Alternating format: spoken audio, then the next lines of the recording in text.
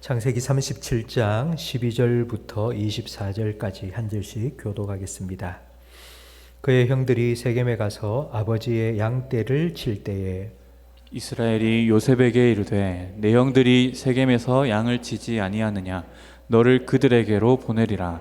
요셉이 아버지에게 대답하되 내가 그리하겠나이다. 이스라엘이 그에게 이르되 가서 내 형들과 양떼가 다 잘 있는지를 보고 돌아와 내게 말하라 하고 그를 헤브론 골짜기에서 보내니 그가 세겜으로 가니라. 어떤 사람이 그를 만난즉 그가 들에서 방황하는지라. 그 사람이 그에게 물어 이르되 네가 무엇을 찾느냐. 그가 이르되 내가 내 형들을 찾아오니 청하건대 그들이 양치는 곳을 내게 가르쳐 주소서. 그 사람이 이르되 그들이 여기서 떠났느니라. 내가 그들의 말을 들으니 도단으로 가자 하더라 하니라. 요셉이 그의 형들의 뒤를 따라가서 도단에서 그들을 만나니라. 요셉이 그들에게 가까이 오기 전에 그들이 요셉을 멀리서 보고 죽이기를 꾀하여 꿈꾸는 자가 오는도다.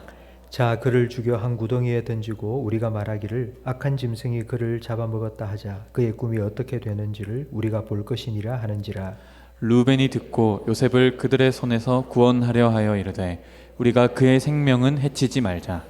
루벤이 또 그들에게 이르되 피를 흘리지 말라. 그를 광야 그 구덩이에 던지고 손을 그에게 대지 말라 하니 이는 그가 요셉을 그들의 손에서 구출하여 그의 아버지에게로 돌려보내려 함이었더라. 요셉이 형들에게 이르매 그의 형들이 요셉의 옷 곧 그가 입은 채색 옷을 벗기고 함께 읽습니다. 그를 잡아 구덩이에 던지니 그 구덩이는 빈 것이라. 그 속에 물이 없었더라. 아멘. 어제 경주에 지진이 있었습니다. 올해 들어 우리나라에 일어난 지진 중에 두 번째로 큰 지진이었는데요. 대구에도 그 느낌이 있었습니다. 혹시 느끼셨습니까? 그때가 새벽 기도회가 딱 시작하기 전 새벽 4시 한 55분쯤이었습니다. 이제 불을 켜고 시작하려고 하는데 뭔가 쿵 하는 느낌과 함께 의자가 흔들했습니다. 그리고는 우리 성도님들의 핸드폰에서 삐삐삐 소리가 막 다 울려 퍼졌는데요. 그런데도 우리 성도님들은 미동도 안 하고 그 자리를 지키고 있었습니다. 야, 참 우리 교회는 반석 위에 세운 집처럼 참 흔들리지 않고 견고한 기도로 견고한 우리 교회구나라는 생각을 제가 했습니다. 참 감사했고요. 그리고 어제부터 강추위가 시작되었습니다. 오늘도 춥고요. 참 감사한 것은 그래도 내일에는 조금 풀린다고 합니다. 우리가 내일 사랑 나눔 바자회를 준비하고 있습니다. 우리 당근 전도를 하면서 당근 전도 때문에 교회 방문하신 분들이 우리 교회를 새롭게 보게 되었다 이렇게 얘기한 것처럼 우리 사랑 나눔 바자회를 통해서도요 좀 주변에 있는 많은 분들이 우리 교회를 좀 새롭게 볼 수 있는 그런 시간이 되었으면 좋겠습니다. 그리고 오후 5시에는 우리 성탄 트리 점등식을 할 예정입니다. 많이 참여해 주시고 또 참석도 많이 해 주시기 바랍니다. 요셉의 꿈을 우리가 계속 살펴보고 있는데요. 사실 요셉의 꿈이 아니라 바로 야곱의 족보가 시작되는 겁니다. 36장에 에서의 족보가 기록이 되어 있는데 에서의 족보를 읽어보면 참 화려합니다. 에서의 자손들은 전부 다 족장이고 그의 가문에는 왕들이 질비하게 그렇게 등장했습니다. 그런 에서의 족보와 대조되어서 야곱의 족보는 별 볼 일이 없습니다. 근데 하나님께서는 이 에서와 야곱이 쌍둥이로 엄마의 태 속에 있을 때에 야곱을 선택하셨거든요. 그러면 도대체 하나님께서는 이렇게 에서의 가문은 잘 나가고 성공한 것 같은데 이 보잘것없는 야곱의 집안을 통해서 하나님께서 약속하신 그 축복을 어떻게 이루어 가실지 바로 요셉의 꿈을 통해서 하나님께서 보여주신 것입니다. 요셉은 자기 꿈을 꾼 것이 아니라 하나님의 꿈을 본 것입니다. 성도 여러분, 내 꿈과 하나님 꿈은 하늘과 땅 차이입니다. 내가 꿈을 꾼 그 내 꿈을 내가 이루어 가면요, 내 옆에 있는 다른 사람들이 괴롭고 힘들고 고통받습니다. 내가 이기면 다른 사람은 져야 되고요, 내가 높아지면 다른 사람은 낮아져야 합니다. 요셉의 형들이 요셉이 꾼 꿈의 이야기를 듣고 요셉을 그렇게 미워하고 싫어했던 이유가 무엇 때문인지 우리는 알 수 있습니다. 이게 사람의 꿈이고 인간의 꿈입니다. 그런데 하나님의 꿈은 그 반대입니다. 하나님의 꿈이 이루어지려면 내가 희생해야 됩니다. 내가 희생하면 내 주변에 있는 다른 사람들이 살아나고 복을 누립니다. 한 알의 밀알이 땅에 떨어져 죽어야지 많은 열매를 맺습니다. 요셉은 내가 형들보다 더 부자가 되고 더 높아질 거야, 이런 꿈을 꾼 게 아닙니다. 요셉은 내가 애굽의 총리가 되어야지, 이런 꿈을 꾼 것도 아닙니다. 하나님께서 요셉을 통해서 이루고 싶은 하나님의 꿈이 무엇인지를, 그 꿈을 꾸게 된 것입니다. 내 야망에서부터 나온 꿈을 꾼 것이 아니라 바로 하나님으로부터 나온 꿈을 꾼 것입니다. 오늘 본문 12절 말씀에 보면 요셉의 형들은 양을 치기 위해 세겜으로 갔습니다. 여러분, 세겜은 우리가 앞에서 살펴본 바와 같이 형들의 누이 디나가 몹쓸 일을 당했던 곳입니다. 그래서 보복했죠. 복수를 두려워서 야반 도주를 해 나온 곳이 세겜입니다. 그런데 그곳으로 양떼를 이끌고 들어갔습니다. 그만큼 세겜이 아주 풍요로운 땅이었다는 것을 알 수 있습니다. 야곱이 하나님께 제사를 지낸 베델로 올라가지 않고 세겜에 머물러 있었던 이유를 충분히 짐작할 수 있습니다. 야곱은 형들에게 요셉을 보냈습니다. 야, 형들과 양떼가 잘 있는지를 보고 돌아와서 내게 보고해 달라고 말했습니다.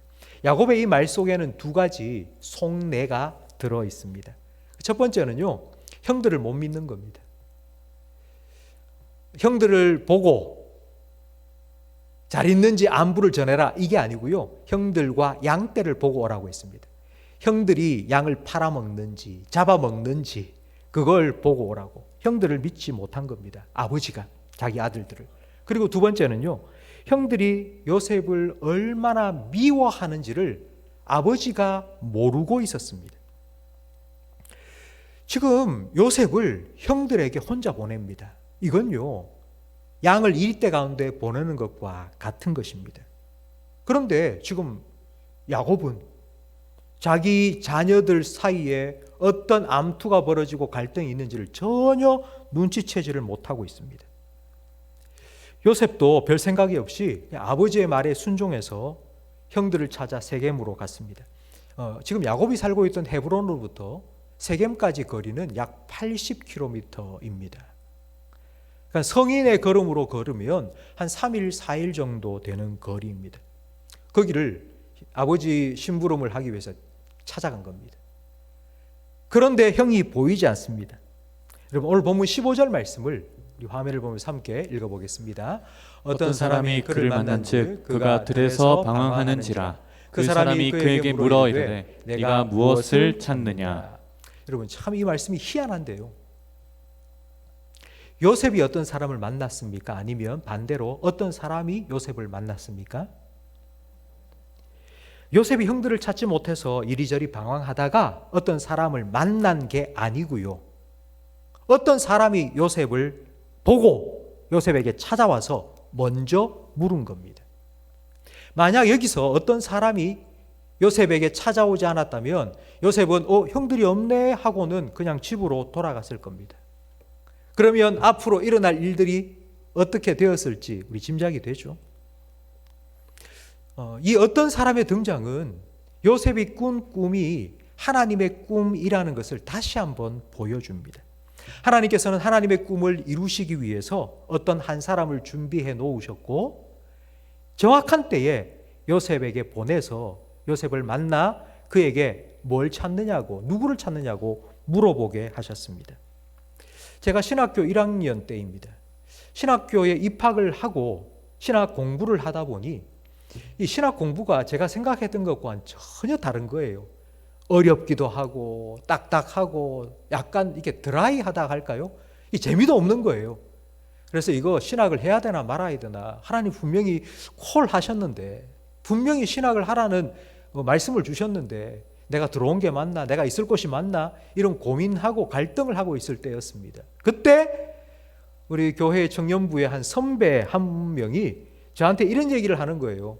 야, 웅재야, 네가 신학교 가서 공부를 시작하고 난 후부터 네가 참 편안해 보인다. 내 속마음은 전혀 모르고 그냥 지나가면서 그런 얘기를 딱 하는 거예요. 그런데 그 한마디가 저한테는 마치 하나님의 음성처럼 들렸어요. 아, 내가 있을 곳이 맞나? 내가 계속 공부해야 되겠다. 그렇게 편안해 보이나? 이런 생각이 들면서 계속해서 공부를 계속 끝까지 마칠 수가 있었습니다. 나중에 제가 그 선배한테 그때 일을 생각하면서 물어봤어요. 그때 그런 얘기를 했었는데 기억하느냐고. 기억하겠습니까? 못하겠습니까? 못하더라고요. 내가 그런 말 했나 그러더라고요.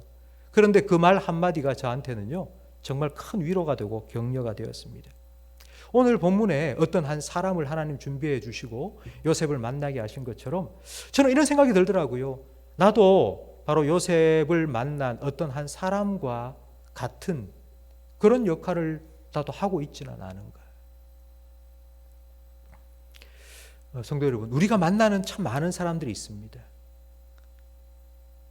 그런데 그 사람에게 하나님께서 하나님의 뜻을 이루어가고 계시는데 오늘 본문에 나온 요셉처럼 방황하고 있을 수 있습니다.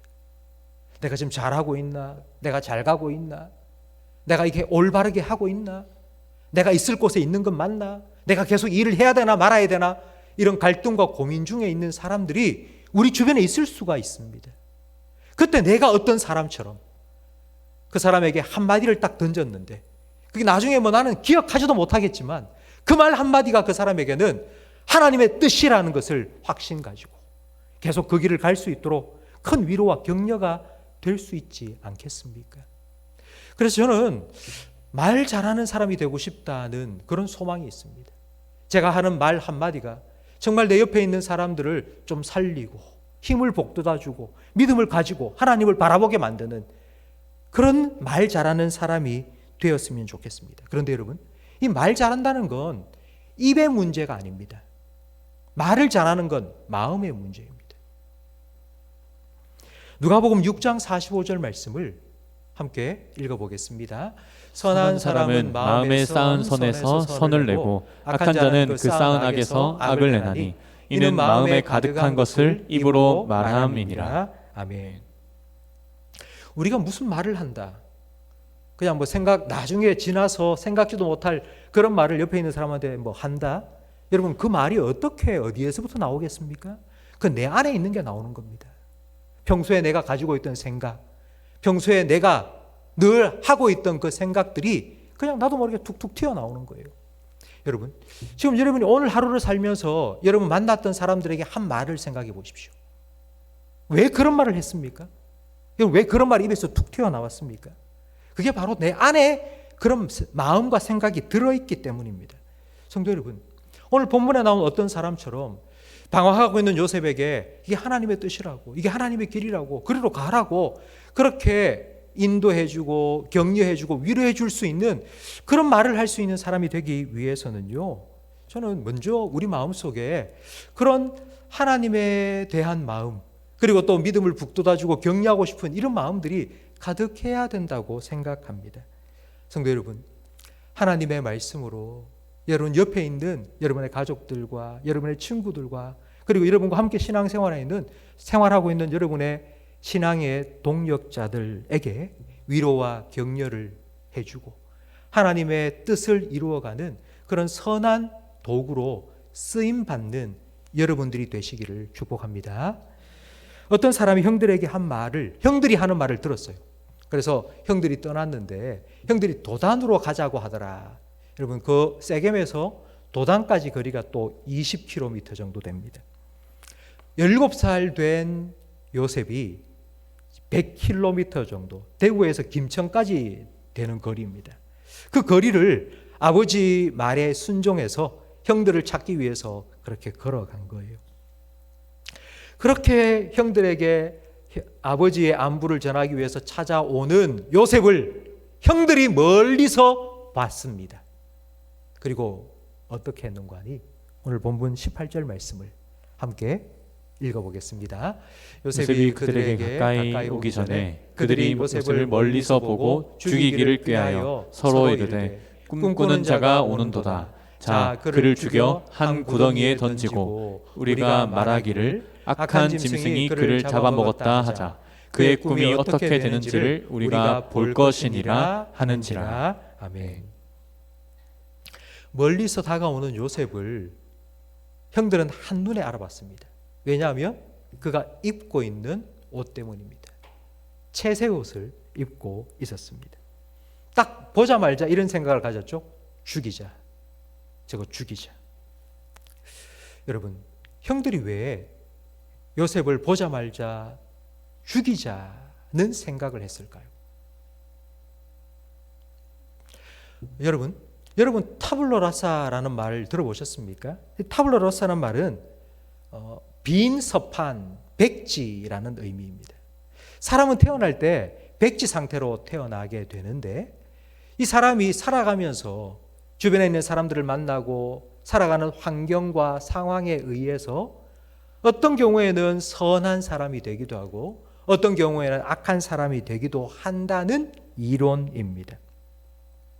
그렇다면 우리는 이렇게 생각할 수 있죠. 아주 힘들게 가난하게 그리고 또 아버지 어머니 학대를 받으면서 자란 사람들, 그런 사람들은 당연히 잘못되는 게 맞죠.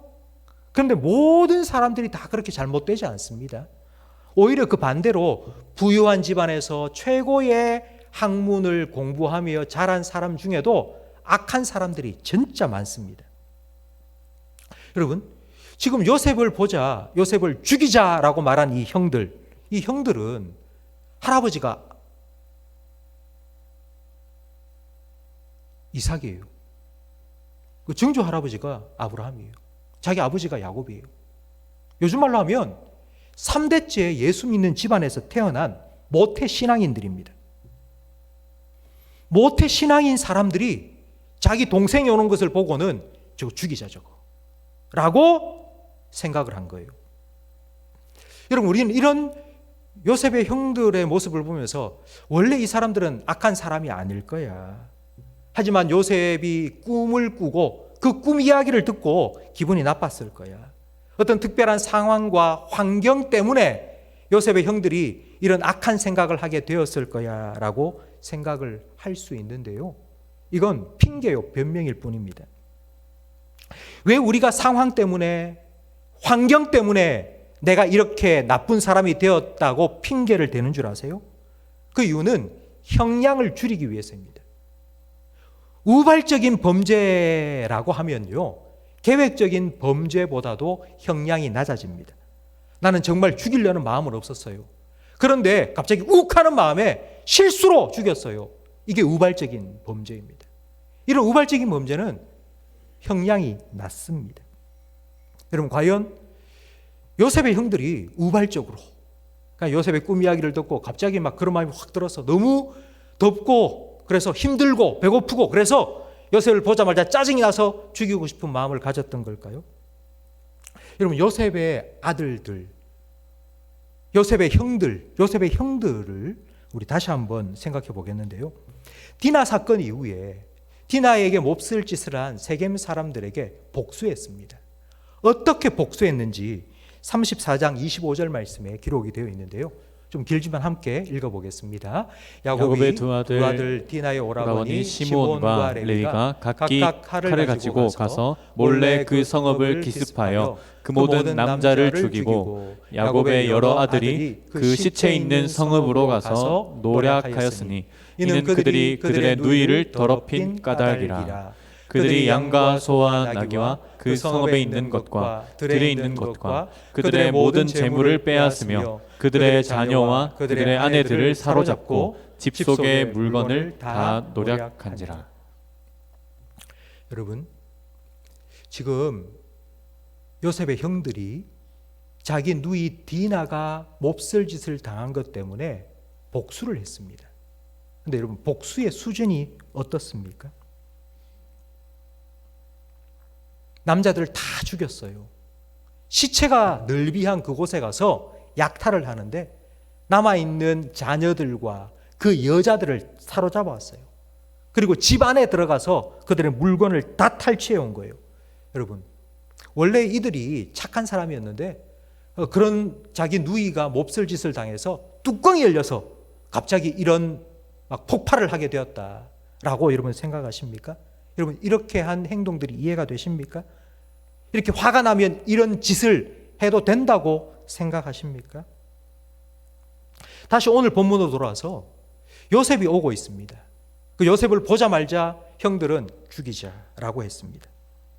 여러분 아무리 사람이 미워도 사람을 보면서 죽이자라는 생각을 하는 건 그런 생각을 하는 건 거의 드물지 않습니까? 아무리 미워도. 장남인 르우벤이 우리 손에 피를 묻히지 말자. 그냥 구덩이에 던져놓자. 그러면 뭐 들짐승이 와서 뭐 잡아먹을 거 아닌가. 우리 손에 피 묻히지 말고 그냥 구덩이에 던져놓자라고 말했습니다. 장남이 르우벤이 이런 말을 하는데도 나머지 10명의 형제들 중에 단 한 명도 우리가 이런 짓을 하지 말자, 살려주자, 그냥 보내주자라고 말하는 사람이 단 한 명도 없었습니다. 그리고 이복 동생이기는 하지만 같은 아버지 안에서 태어난 형제입니다. 지금까지 한솥밥을 먹어온 혈육입니다.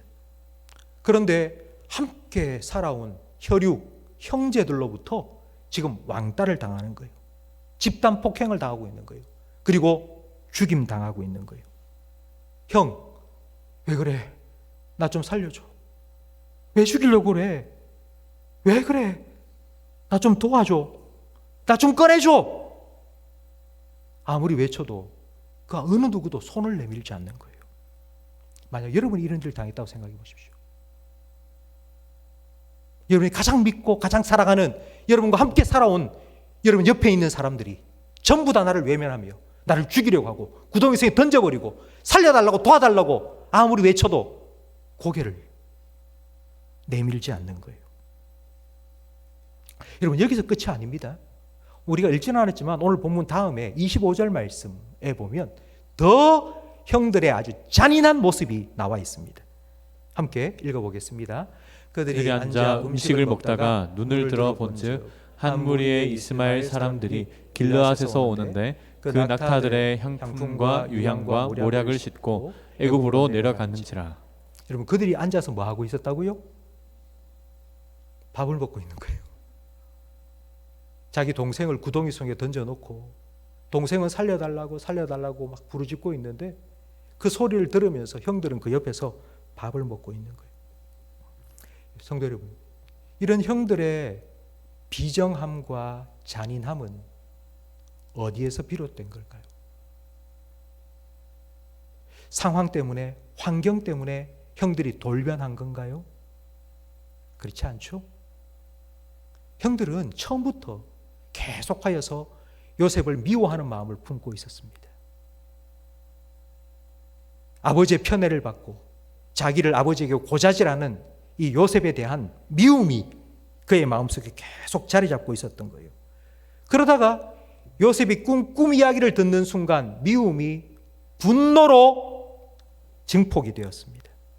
그리고 오늘 본문 말씀처럼 그 분노가 살인으로 분출되었습니다. 여러분 닭이 달걀을 낳았어요. 닭이 달걀을 낳고 그 달걀을 오랫동안 품고 있으면요, 한 20일쯤 지나면 거기서 병아리가 톡 튀어나옵니다. 마찬가지입니다. 미움을 품고 있잖아요. 그럼 그 미움이 20일이 지나면 분노가 되고요, 또 20일이 지나면 살인으로 태어납니다. 마음의 생각을 오래 품고 있으면 그 마음의 생각은 행동이 되고 말이 됩니다. 그래서 예수님께서는 이렇게 말씀하셨죠. 살인하지 말라라는 율법을 너희가 다 알거니와 형제를 향하여서 욕하고 마음으로 미워하는 자는 이미 살인하였다고. 예수님의 이 말씀에는 죄의 본질이 무엇인지 담겨 있습니다. 죄는 행동이 아닙니다. 죄는 행동 저지르기 전에 먼저 마음속에 품고 있는 생각입니다. 마음에 품고 있는 미움, 시기, 질투, 이게 죄입니다. 이 마음의 생각이 행동으로 드러나는 것뿐입니다. 그래서 예수님께서는 거룩한 척 성경을 옆구리에 끼고 사람들 앞에서 말씀을 가르쳤던 바리새인들을 향하여서 이렇게 책망하셨죠. 이 회칠한 무덤아. 여러분, 왜 회칠한 무덤이라 하셨을까요? 회를 칠한다는 말은 겉은 번지르르한 거예요. 깨끗하게 보이는 거예요. 하지만 그 무덤 속에 썩어 냄새가 등천을 하는 거예요. 과연 어느 누가 저를 비롯해서 이 자리에 계신 여러분, 그 어느 누가 예수님의 이 책망에서부터 자유로울 수 있겠습니까? 이 회칠한 무덤. 겉으로는 거룩한 척, 겉으로는 깨끗한 척, 겉으로는 말씀을 잘 지키며 겉으로는 도덕적인 삶을 사는 것처럼 그렇게 살아가고 있지만, 그러나 우리 마음 속에는 누구를 향한 미움, 나보다 조금 잘 되는 사람에 대한 시기와 질투, 내 말을 들어주지 않는 사람에 대한 분노, 이런 것들로 썩어 문드러져 있지 않습니까? 우리 눈에 보기에는 저 사람은 정말 법 없이도 사는 것 같아. 여러분, 그런 사람 있죠? 저 사람은 법 없이도 살 수 있는 것 같아. 여러분, 과연 그럴까요? 그런 사람이 과연 있을까요? 로마서 3장 10절 말씀을 우리 함께 읽어보겠습니다. 의인은 없나니 하나도 없으며 깨닫는 자도 없고 하나님을 찾는 자도 없고 다 치우쳐 함께 무익하게 되고 선을 행하는 자는 없나니 하나도 없도다. 이게 성경이 우리를 평가하는 말씀입니다. 의인 없다고, 하나도 없다고. 하나님 말씀을 들어도 깨닫는 자도 없다고, 하나님을 찾는 자도 없다고, 다 무익하고 선을 행하는 자가 하나도 없다고. 성도 여러분, 소극적이든 적극적이든 모든 사람은 죄인입니다. 똑같은 죄인입니다. 여러분, 죄는 사람들끼리 치고받고 싸우고 죽이고 이런 걸로만 끝나지 않습니다. 죄에 더 큰 문제가 있습니다. 그 더 큰 문제가 무엇인지 20절 말씀에 보면 나오는데, 20절에 형들이 이렇게 말하죠. 자, 죽이자! 그리고 난 후에 그의 꿈이 어떻게 되는지 보자 라고 말했습니다. 지금 요셉의 꿈이 어떻게 되는지 보자. 요셉을 죽이고 나면 요셉이 꾼 꿈이 어떻게 되는지를 보자고 형들은 말했습니다. 제가 앞에서 말씀드렸지만 요셉의 꿈은 자기의 꿈이 아니죠. 요셉의 꿈은 누구의 꿈입니까? 하나님의 꿈입니다. 지금 형들이 요셉을 죽여서 그의 꿈이 어떻게 되는지 보자라고 말한 이 죄는 하나님의 꿈을 방해하겠다는 죄요, 하나님의 뜻을 거역한 죄입니다. 우리는 성경 말씀을 계속 다 가지고 있기 때문에 이 후에 일어날 하나님의 뜻이 어떻게 이루어지는지를 다 알고 있습니다. 큰 기근이 찾아왔죠. 그 기근 중에 요셉이 애굽의 총리가 되어서 형들의 목숨을 다 건져 주었습니다. 그리고 애굽에서 큰 민족이 되도록 하셨습니다. 이게 하나님의 꿈입니다. 이렇게 자기를 구원하기 위한 하나님의 꿈을 꾼 요셉을 죽이자는 거예요. 그러니까 자기를 구원하기 위한 하나님의 꿈을 자기 스스로 뻥 걷어차 버리려고 한 것입니다.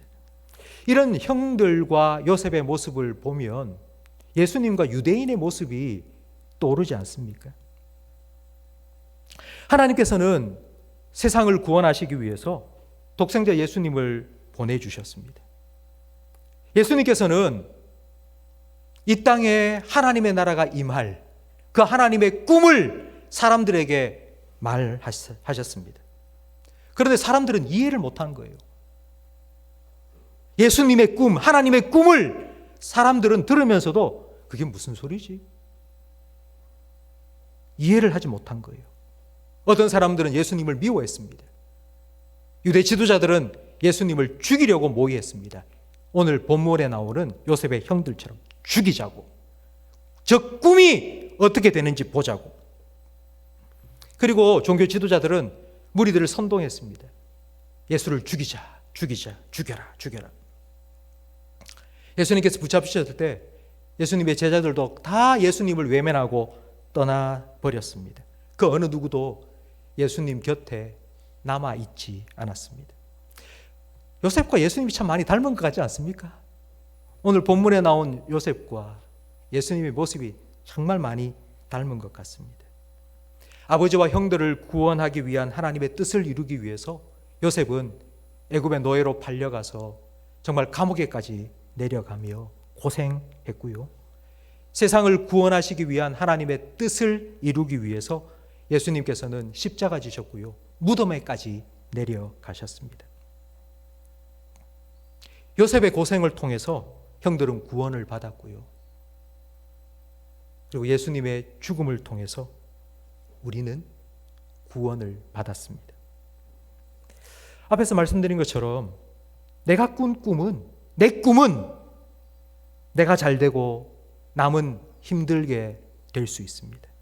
근데 하나님 주신 꿈은요, 내가 희생해서 남들이 잘 되게 하는 것입니다. 내가 고생하고 남들은 축복을 받는 것, 이것이 바로 하나님의 꿈입니다. 그런데 여러분은 이런 꿈을 꾸고 싶습니까?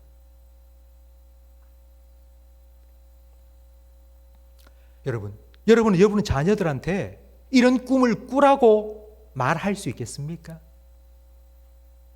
네가 낮아져라, 네가 희생해라, 네가 헌신하고, 네 한 사람이 고생함으로 네 옆에 있는 많은 사람들이 생명을 얻고 구원을 받고 축복을 얻을 수 있다면 그렇게 하는 것이 하나님의 뜻이라고 여러분 이런 꿈을 꾸라고 여러분 자녀에게 말할 수 있겠습니까? 네가 희생해서 남들이 잘 되게 하는 그 하나님의 꿈을 꾸라고, 그 하나님의 비전을 품으라고 여러분 말해 줄 수 있겠습니까? 예수님께서 십자가를 지시기 위해서 마지막으로 예루살렘에 올라가실 때에 제자들과 함께 모여서 마지막 성찬을 나누셨죠. 그리고 이제 겟세마네 동산으로 제자들과 함께 올라가는데, 겟세마네 동산으로 올라가는 그 과정에 도중에 제자들끼리 싸운 거예요. 제자들이 왜 싸웠을까요? 누가 크냐고. 예수님께서 이제 나가셔서 하나님의 나라를 이 땅에 임하게 하시고 예수님이 왕이 되시면 영의정 좌의정 뽑아야 되는데 내가 네보다 더 높은 자리에 올라야 되지 않겠느냐고. 제자들이 서로 막 싸운 거예요. 여러분, 이런 제자들의 모습을 보면서 참 오늘날 우리의 모습과 닮았다고 생각이 되지 않습니까? 남들보다 더 높아지고 남들보다 더 많이 가지고 남들보다 더 잘 되는 것이 성공이고 축복이라고 생각해서 우리는 늘 잘 되게 해달라고, 많이 가지게 해달라고, 잘 살게 해달라고, 더 높아지게 해달라고 여러분 이렇게 기도하고 그리고 또 피 터지게 경쟁하고 있지 않습니까? 이렇게 서로 싸우고 있는 제자들을 향해서 예수님께서 이렇게 말씀하셨습니다. 누가복음 22장 24절 말씀을 함께 읽어보겠습니다. 그들 사이에 그중 누가 크냐 하는 다툼이 난지라. 예수께서 이르시되 이방인의 임금들은 그들을 주관하며 그 집권자들은 은인이라 칭함을 받으나 너희는 그렇지 않을지니 너희 중에 큰 자는 젊은 자와 같고 다스리는 자는 섬기는 자와 같을지니라. 앉아서 먹는 자가 크냐 섬기는 자가 크냐. 앉아서 먹는 자가 아니냐. 그러나 나는 섬기는 자로 너희 중에 있노라. 아멘. 바로 조금 전에 예수님께서 제자들과 함께 마지막 만찬을 나누셨습니다. 마지막 만찬을 나누기 전에 누군가 발을 씻어줘야 되는데 제자들 중에는 아무도 발을 씻겨주지 않았습니다. 그래서 예수님께서 그 자리에서 일어나셨어요. 수건을 두르고 세수대에 물을 받아와서 제자들의 발을 씻겨주셨어요. 그리고 예수님께서 싸우고 있는 제자들에게 말씀하신 거예요. 누가 크냐? 너희가 나를 주라고 부르는데 너희가 크냐 내가 크냐? 너희가 나를 주라고 부르는 내가 너희 발을 씻겨주고 섬기는 자로 있지 않았느냐? 세상 나라 사람들은 세상 나라의 방식대로 산다. 그건 높아지고 성공하는 것. 그런데 하나님 나라 백성은 하나님 나라의 법대로 산다. 내가 한 것처럼. 너희가 나를 주님이라고 부르는데 내가 너희의 발을 씻겨준 것처럼. 너도 그렇게 낮아져라. 그리고 서로 섬겨주어라. 이게 하나님 나라 백성이 사는 법이란다. 라고 예수님께서 말씀하셨습니다. 예수님의 이 말씀을 좀 더 알아듣기 쉽게 표현하면 이런 거죠. 하나님의 꿈을 위해서 네 꿈을 조금 내려놓아라. 이걸 좀 더 쉽게 우리가 잘 알고 있는 예수님의 표현으로 말하면 이런 거죠. 나의 원대로 되지 말고 아버지의 원대로 되기를 원합니다. 목사님 그러면요.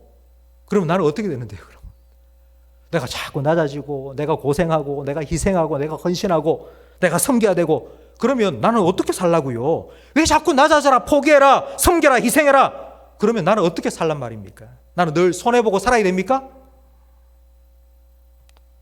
그건 하나님이 다 알아서 하실 겁니다. 하나님께서 요셉을 애굽의 총리로 세우셨죠. 요셉이 애굽 총리가 되는 꿈을 꾼 건 아니에요. 그러나 하나님께서 때가 되니까 그를 높이셨습니다. 하나님께서 예수님을 죽음에서 부활시키셨습니다. 그리고 만유의 주가 되게 하셨습니다. 그 하나님께서 여러분도 낮아지고 섬김의 자리에 머물러 계신 여러분도 하나님께서 때가 되면 높여주실 거예요. 단 조건이 있습니다. 그 자리에 올라가서 굴림하고 갑질하지 않고 예수님처럼 겸손하게 섬길 수 있을 때가 되면 그때에 하나님께서 높여주실 겁니다. 그 전까지는 하나님 손에 맡기세요. 베드로전서 5장 6절 말씀을 함께 읽어보겠습니다. 제가 읽어드리겠습니다. 그러므로 하나님의 능하신 손 아래에서 겸손하라. 때가 되면 너희를 높이시리라. 하나님의 능하신 손 아래에 여러분 맡기세요. 겸손하게. 그러면 하나님께서 여러분을 막 빚으실 거예요. 하나님의 꿈을 우리를 통해서 이루어가기를 원하시니까 하나님께서는 하나님의 꿈을 이루어갈 수 있는 사람으로 우리를 빚어가실 거예요. 그 하나님의 능하신 손으로. 그리고 때가 되면 하나님께서 높여주실 거예요. 왜?